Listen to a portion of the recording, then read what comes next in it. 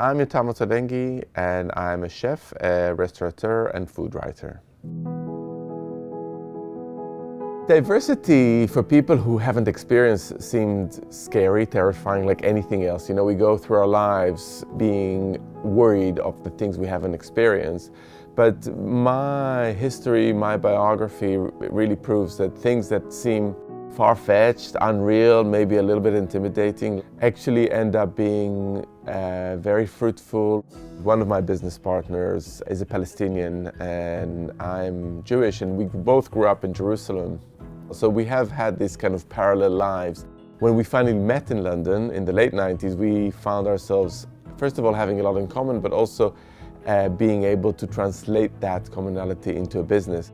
Food has a great potential in bridging certain divides, but it can't be the only tool for bridging divides. I mean, it doesn't help that you and I eat the same kind of food, that it won't make us friends.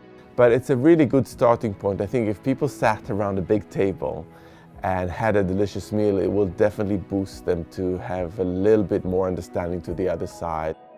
If the future is more diverse and we have more voices, more colors, more people, more kind of voices saying things around us, I think we're going to be a much richer society, a happier society, and a place where everybody will wake up in the morning with smiles on their face, much more than we have at the moment, that's for sure.